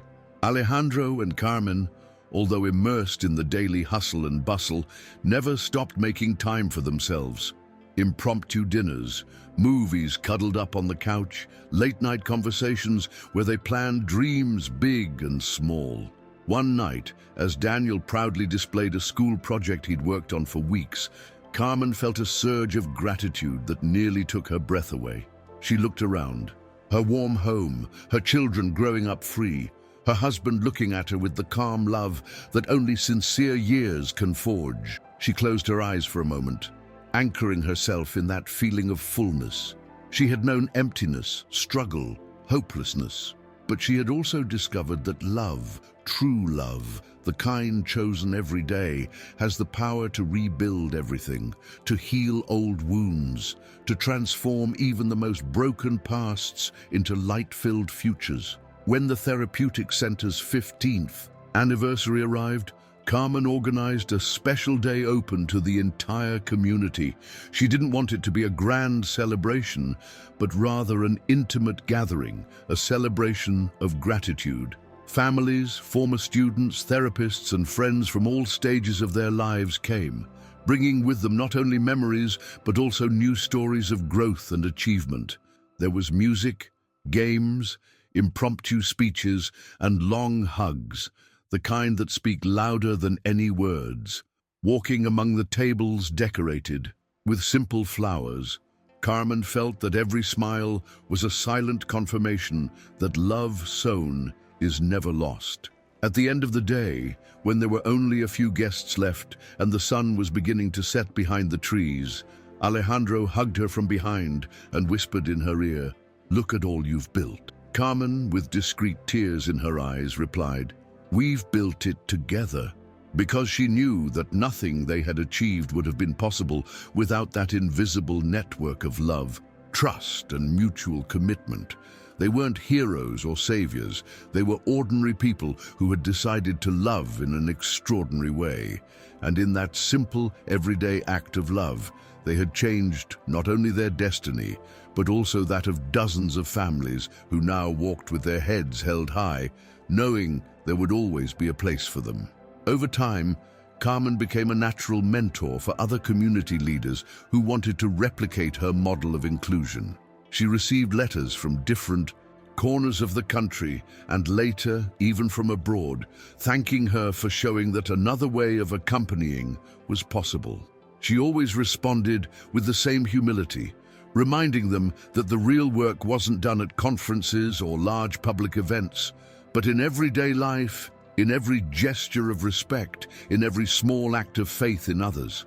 For her, success wasn't measured in numbers, but in the lives touched, in the doors opened where before there had only been walls. One afternoon, while she was preparing a workshop, Daniel walked into her office with a mischievous smile. "Mom," he said, using that word he had taken so long to say years ago, "I want to help you tell your story in a documentary." Carmen looked at him, surprised and excited. Daniel, now a sensitive and passionate young man, wanted more people to know how love and patience could change entire realities. They laughed, dreamed together, imagined scenes, interviewees, places, and Carmen, seeing the sparkle in her son's eyes, understood that his story wasn't just hers. It belonged to all those who had believed with her that miracles exist and that they always begin with a small act of love. The documentary project took shape organically, like everything in Carmen's life. They didn't seek out big production companies or million-dollar budgets. They assembled a small team of volunteers, students, therapists, grateful parents, and began filming. They captured everyday scenes. A boy smiling after managing to put on his coat by himself, a mother crying with happiness because her daughter said her first "I love you," a silent embrace between Carmen and Miguel in the school garden. Every image, every word, distilled the essence of everything they had built. Unconditional love, deep respect, and a tireless faith in the beauty of differences. On the day of the premiere, they organized a special screening in the center's courtyard. They placed a white screen between the trees, decorated the place with warm lights, and set out cushions and simple chairs for the attendees. There was no red carpet or evening gowns, but the atmosphere was charged with genuine emotion. As the lights dimmed and the screening began, Carmen felt Alejandro take her hand, Miguel settle on her other side, and Daniel, now a young adult, lean lightly on her shoulder. In that moment, surrounded by her family and so many souls walking beside her, Carmen knew that true success wasn't in the cheers or the applause. It was in that human warmth, in those loving glances, in that home they had built together from nothing, stone by stone, hug by hug. When the screening ended, there was a prolonged silence, filled with tears and suppressed smiles. No one rushed to applaud. It was as if everyone needed a moment to assimilate the magnitude of what they had seen. Finally, a small child broke the silence with a timid clap, followed by 1, 2, dozens of claps that filled the air with gratitude and recognition. Carmen, sitting in the middle of her family, couldn't hold back her tears.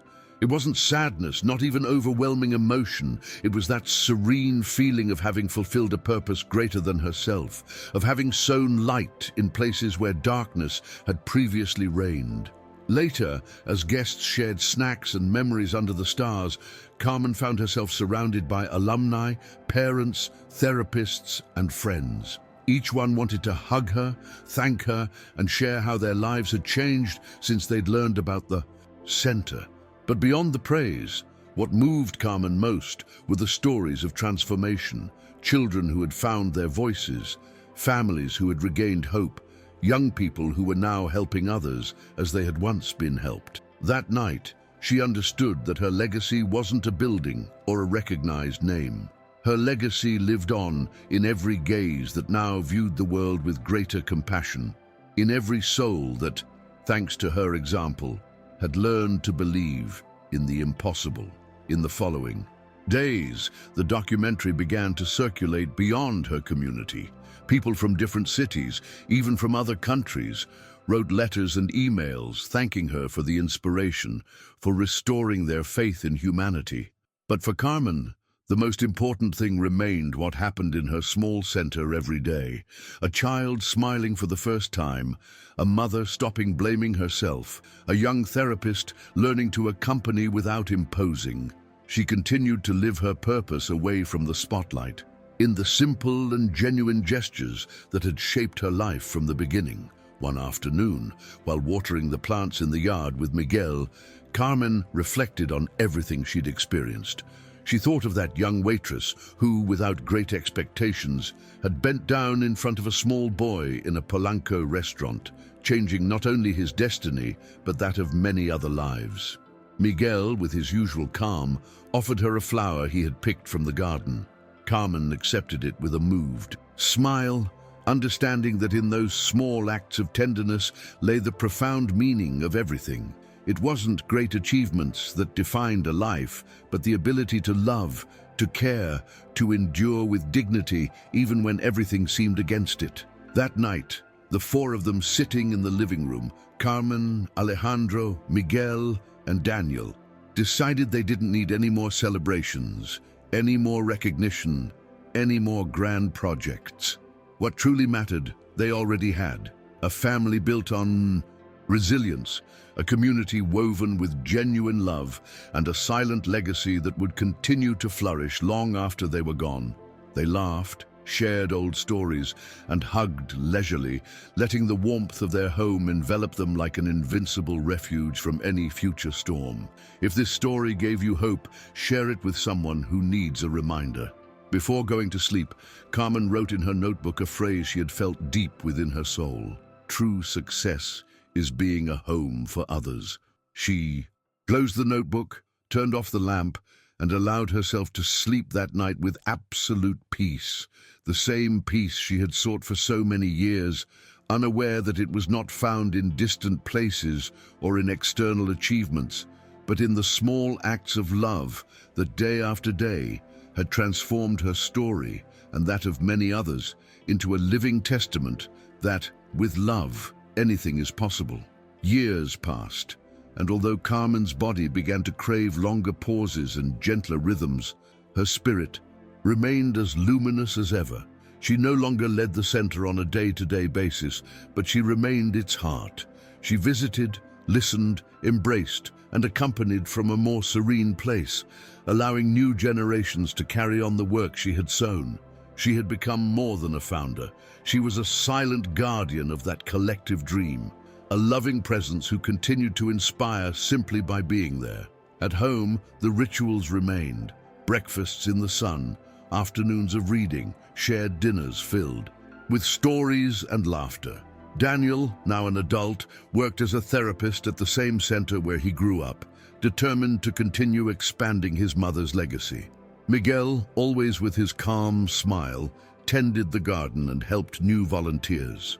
Alejandro and Carmen, although wrinkled with time, continued to hold hands as they walked, knowing that the most valuable thing they had built wasn't a project or an institution, but a life woven from love, choice, and shared resilience. One warm afternoon, sitting on their favorite porch, Alejandro looked at Carmen as the sun set behind the trees. "Would you change anything?" he asked, knowing her life had been filled with obstacles and scars. Carmen smiled, gently squeezing his hand. "No," he replied without hesitation. "Every pain, every fall, every doubt brought me here, to you." Alejandro kissed her forehead, feeling that those words held a lifetime of silent wisdom. It wasn't about having had a perfect life, but about having chosen time and again to keep walking, to keep loving, even in the most difficult moments. That night as she went to bed, Carmen wrote one last line in her notebook before turning off the light. "Love doesn't erase wounds, it turns them into roots." She closed the notebook with a serene smile and fell deeply asleep, surrounded by the certainty of having lived fully, of having left a legacy that didn't need monuments to endure. Because what she had sown, in Daniel, in Miguel, in Alejandro, in every child, and every family she had touched, would grow far beyond her own lifetime. And in that certainty, Carmen found the deepest peace a human life can achieve. The years passed, and the therapeutic center remained a beacon in the community, illuminating the paths for those who arrived filled with doubt and fear. Many of the children who once timidly crossed its doors were now adults, striving for a more inclusive world, carrying with them the seeds of love and dignity that Carmen had sown. Each time, one of them returned to visit with new achievements to share. It was as if the circle of love was renewed, reminding everyone that small acts, simple gestures, have an echo that crosses generations. At home, Carmen enjoyed her quiet life, surrounded by her loved ones. She had found the greatest treasure in simplicity, the sound of a familiar laugh, the aroma of a home-cooked meal, the warmth of an unexpected hug. Daniel and Miguel cared for her tenderly, while Alejandro remained her companion in daily adventures, her silent accomplice. Sometimes, looking back, Carmen marveled at how an act as simple as bending down to a child in a restaurant had unleashed a whole chain of daily miracles, and she understood with profound gratitude that true change never begins with grand gestures, but with small acts of love that, repeated day after day, ultimately transform everything. One afternoon, while organizing a small art exhibition created by the center's children, Carmen stopped in front of a mural painted by Daniel. It was a huge tree with open branches and deep roots, filled with names written in childlike letters, those of all the children, therapists, and families who had passed through. In one corner, almost like a secret, Daniel had written, "Mom, you are our roots." Carmen felt a lump in her throat as she read it. She didn't need trophies or statues to know that her life had been worthwhile. That tree, full of life and love, was the perfect reflection of what she had sown. That night, sitting in her favorite rocking chair, Carmen held in her hands a copy of the first drawing Daniel had given her as a child, the one of the house and the four figures holding hands. She smiled, caressing the paper, now yellowed by time. It had all started there, in a spontaneous act of connection, in a small spoon offered with a smile, in the silent will to never give in to pain or fear. And as the night wind gently caressed the curtains, Carmen closed her eyes and let peace, that hard-won peace, envelop her completely. Over time, the grandchildren began to fill Carmen and Alejandro's house with new laughter and mischief. Daniel, now married, would bring his little ones to run around the yard and play in the old vegetable garden that Miguel still carefully tended. For Carmen, seeing the new generations grow up in an environment of acceptance, respect, and love was confirmation that the most important legacy wasn't in buildings or books, but in the values passed on. Silently, in hugs given unconditionally, in words that heal rather than hurt. One sunny afternoon during one of those family gatherings filled with bustle and impromptu games, Alejandro sat next to Carmen under their favorite tree in the garden. "You know," he said, taking her wrinkled but strong hand, "this tree is a lot like you. Firm, generous, full of life." Carmen laughed softly, resting her head on his shoulder. They didn't need any more words. They had learned that true love isn't loud or demanding. It's silent, constant, unconditional. And on that simple afternoon, surrounded by everything they had built together, they knew that whatever happens, their story had already left deep roots in the world. As the years passed, Carmen began to withdraw even more from the center's activities, trusting completely in the team she had formed and the values she had instilled. She knew the project no longer depended exclusively on her, and that, far from saddening her, filled her with pride. She had achieved something rare and precious, creating a legacy that was not an extension of her ego, but a living community that would continue to flourish beyond her physical presence. She continued to visit the center from time to time, sitting to listen, to observe, to embrace, knowing that sometimes simply being is the most powerful act of love. At home, the days were peaceful, filled with small rituals that spoke of a full life, reading together at dusk, tending the garden, sharing. Silences that no longer needed to be filled with words. Daniel, Miguel, the grandchildren, the new generations who had joined their story, formed a tapestry of love woven with threads of struggle, patience, and hope. And Carmen, sitting in her favorite chair under the old tree in the garden, understood that her life had been, in essence, a long chain of acts of faith in love, a faith that, despite the storms and fears, had never truly abandoned her. One autumn afternoon, when the fallen leaves carpeted the garden in golden and reddish hues, Carmen called Daniel and Miguel to her side. Sitting in a circle under the tree, she spoke serenely about life, love, and the importance of continuing to sow hope even in the darkest moments. It wasn't a farewell, but a gift. She wanted them to know that no matter what, the love they had built together would always be there for them, guiding them, sustaining them. Alejandro, listening from a few steps back, felt that Carmen's every word was another seed planted in the hearts of those who loved her. After that conversation, Carmen spent more time simply contemplating the children's games, Alejandro's conversations with Miguel in the garden, the slow sunsets that bathed the house in golden light.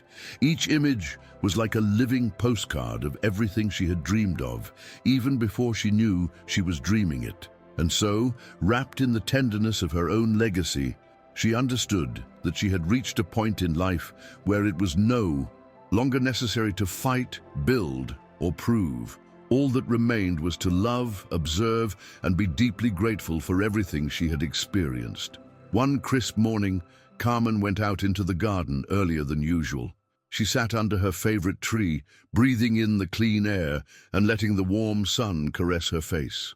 She closed her eyes and, in that deep silence, mentally reviewed her life, the challenges, the losses, the small and great victories. She felt no regret or bitter nostalgia, only gratitude. She had loved, she had fought, she had believed, she had sown love in every step, and now in the certainty that it had all made sense. When Alejandro found her asleep in her chair, a serene smile on her face, he knew immediately that Carmen had departed in the way most true to her life, peacefully, surrounded by love, under the tree that symbolized everything she had built. There were no wailing or screaming. There were tears, yes, but also tight hugs, knowing, glances, and a silent celebration of everything she had sown. Because Carmen didn't truly leave. She remained in every root, in every laugh, in every hug that was born in that home she had built, stone by stone, heart by heart. The days that followed were filled with simple but heartfelt tributes. There were no monuments or lavish ceremonies. The children at the center painted brightly colored murals.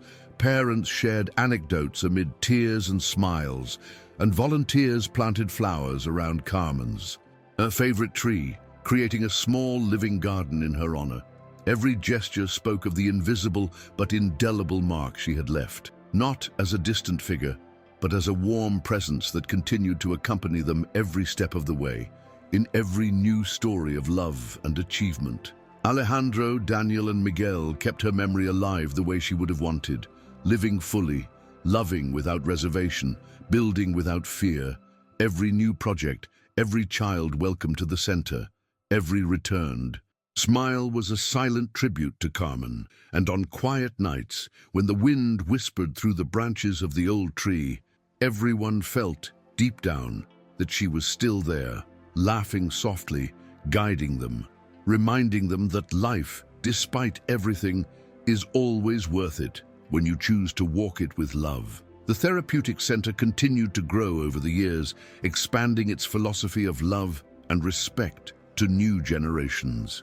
Many of the children who were once supported there returned as adults to volunteer their time, closing a perfect circle of love received and love returned. Every corner of the center, the classrooms, the garden, the workshops, retained something of Carmen's spirit, as if her footsteps still echoed in the hallways, as if her laughter still floated in the air, reminding everyone that every life, no matter how small, has infinite value. Were you also moved by this legacy? Leave a heart in the comments. At home, the tree Carmen loved so much grew even more robust, extending its branches like an immense embrace over the garden. Under its shade, birthdays, family gatherings, and endless afternoons of games were celebrated. Daniel, Miguel, and Alejandro would often sit there on warm afternoons, sharing memories, dreaming of new projects, laughing with the certainty that Carmen was still part of each of those moments. And every time someone new asked about that immense tree, Carmen's story was told once again, sowing new seeds of hope in hearts that perhaps also needed to learn that love can change everything. Years later, when the grandchildren grew old enough to understand the family stories, Alejandro and Daniel organized a special day at the center to talk to them about Carmen. Not as a perfect figure, but as a real woman, full of courage, tenderness, and humanity. They told them how a single act of empathy had transformed not only their lives, but the lives of hundreds of others. They showed them old photographs, drawings, letters, and above all, they passed on the most important lesson, that in a world that sometimes seems cold and rushed, choosing to love, accompany, and respect is the most revolutionary act there is. That day ended with the children planting new trees in the center's garden, each bearing a small plaque with messages of hope. Daniel, with discreet tears in his eyes, placed a special plaque under the original tree. "This is where it all began. Thank you, Mom." And in that simple act, surrounded by laughter, fresh soil, and new green shoots, Carmen's story continued to grow, alive, multiplying beyond time, reminding everyone that the true legacy of a life lies not in what is accumulated, but in what is sown in the hearts of others. As the seasons passed, the therapeutic center became a small universe where new generations learned to look at each other with respect, patience, and tenderness. Teachers, therapists, and families passed on the values Carmen had instilled, adapting them to changing times, without losing their essence. And whenever someone asked about the origins of it all, they didn't talk about buildings or large investments. They talked about a woman who knew how to see beyond differences, who embraced love even when it was the most difficult thing to do. At home, Sunday lunches continued to bring the family together under the large tree. The grandchildren, now teenagers, joked among themselves while Daniel and Miguel shared anecdotes from times past. Alejandro, now completely silver-haired, simply observed with a calm smile the fruit of sowing so many years. And although sometimes his heart ached for Carmen's physical absence, there was a palpable certainty in the air. She was there, in every laugh, in every hug, in every new seed of love planted without even noticing. Her life, woven of small acts of courage and tenderness, continued to leave invisible, profound, and eternal traces. One afternoon, as a light drizzle caressed the garden, Daniel decided to open a small community library within the center dedicated to his mother. They called it Roots of Light. It wasn't just a space for books. It was a refuge for stories, shared dreams, and lessons learned with love. At the entrance, a simple plaque read, "In honor of Carmen Sanchez, who taught us that true change begins with seeing and loving others as they are." Every visitor, upon crossing that door, felt a special atmosphere, as if the words themselves were imbued with the tenderness that had given rise to it all. In the years to come, Roots of Light became a meeting point for entire generations: children, adolescents, parents, grandparents. There, people didn't just read. They shared experiences, healed invisible wounds, and forged new hopes. Carmen, who had started it all with such a simple and human gesture, continued to inspire, even without her being present. Her story had transcended the boundaries of her own life, becoming a discreet but steadfast beacon for all those who needed to. Remember that a single act of love, just one, can ignite a fire that never goes out. Meanwhile, Alejandro, Miguel, and Daniel made sure to keep alive not only the projects Carmen had started, but also her spirit, that genuine impulse to love first, to accompany without judgment, to believe in possibilities even when the world said otherwise. Every decision they made, big or small, first involved a silent question. What would Carmen do? And almost always the answer was simple: act with love. With patience, with faith in the unique value of every human being. On the anniversaries of the center's founding, now an international landmark, there was always a moment of silence beneath the large tree in the garden. There, amidst the strong roots and generous branches, they remembered not with solemnity, but with heartfelt gratitude. Some left flowers, others drawings, others simply a caress on the rough trunk.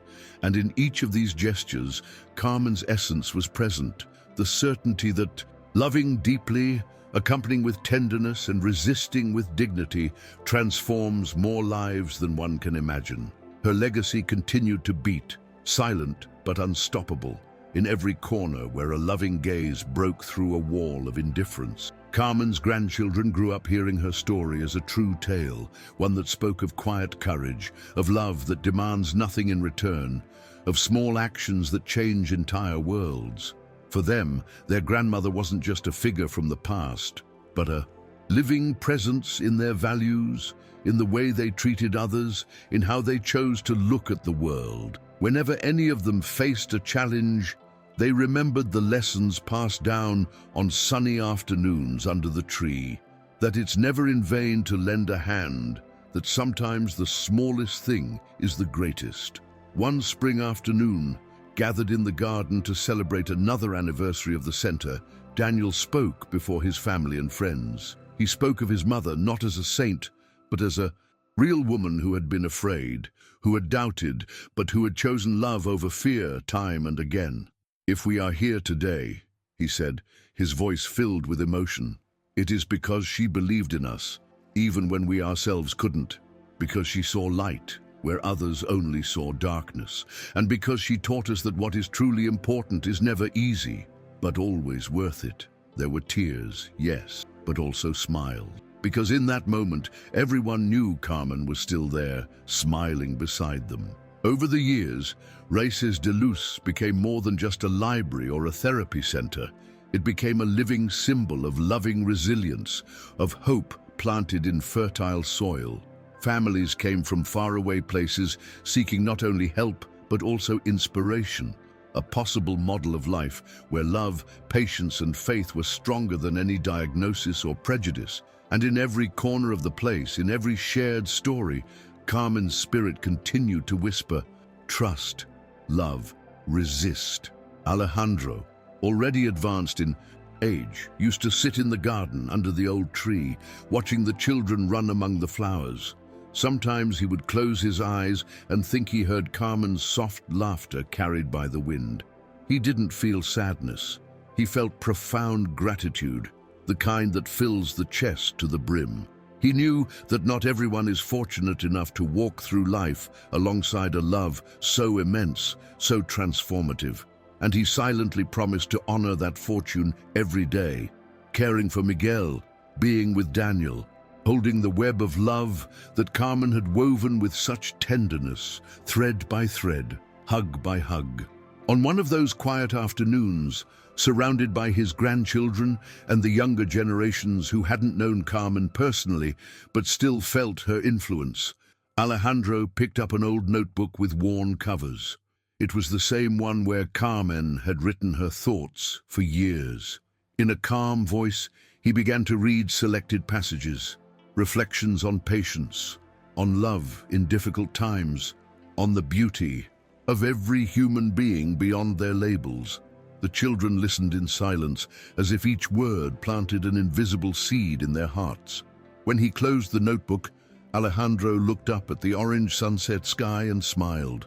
He knew Carmen had left much more than memories. She had left a way of life. And as the children ran through the garden again, amid laughter and improvised games, he understood that her story, her true story, would never end.